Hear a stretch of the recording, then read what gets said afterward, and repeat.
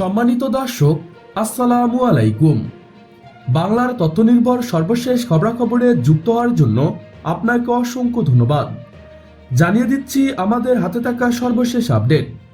বাংলাদেশের সুখবর, নেভাল এভিয়েশন বহরে দুটি নতুন ইউটিলিটি হেলিকপ্টার সংযুক্ত। বাংলাদেশ নেভাল এভিয়েশনের বহরে দুটি নতুন ইউটিলিটি হেলিকপ্টার যুক্ত হতে যাচ্ছে। নৌবাহিনীর প্রধান অ্যাডমিরাল এম শাহিন ইকবাল সেনাবাহিনীদের পেসিং আউট প্যারেডে এ ঘোষণা করেছেন। একই সাথে নৌবাহিনীর যুদ্ধজাহাজের জন্য নতুন মিসাইল সিস্টেম এবং ল্যান্ডিং ক্রাফট ট্যাঙ্ক যুক্ত হওয়ার কথা উল্লেখ করেন। বাংলাদেশ নেভাল এভিয়েশনের জন্য আরও দুটি Italian AW109P maritime search and rescue utility helicopter কেনার সম্ভাবনা সবচেয়ে বেশি। নৌবাহিনীর টেন্ডার অনুযায়ী AW109P এর সম্ভাবনা সর্বাধিক। এছাড়া নৌবাহিনীর জন্য SAW হেলিকপ্টার কেনার কথা নৌবাহিনী অফিসিয়ালি ঘোষণা করেছেন। এদিকে বাংলাদেশ নৌবাহিনীর ব্যবহৃত Durjoy class missile APC C-107 antiship missile system fire করতে দেখা যাচ্ছে। চীনের নির্মিত এই লাস পোর্টাল ক্রাফটগুলো ডেডিকেটেড সার্ভিস অ্যাটাক প্ল্যাটফর্ম।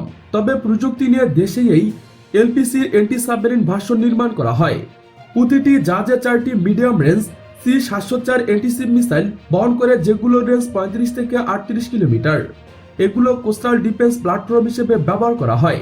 সম্প্রতি নৌবাহিনীর প্রধান বাংলাদেশ নৌবাহিনীর যুদ্ধজাহাজের জন্য আধুনিক মিসাইল সিস্টেম কেনার কথা ঘোষণা করেছেন। সব ঠিক থাকলে হয়তো তুর্কিশ অ্যাটোম্যাট মিসাইল বাংলাদেশ নৌবাহিনীতে যুক্ত হবে। প্রিয় দর্শক, আজকে পর্যন্তই। শুরু থেকে শেষ পর্যন্ত চেষ্টা করছি বাংলার সামরিক অর্থনৈতিক সঠিক তথ্য উপস্থাপন করতে। কোথাও কোনো তথ্য কিংবা আপনার পরামর্শ থেকে থাকলে তা কমেন্ট করে জানাতে পারেন।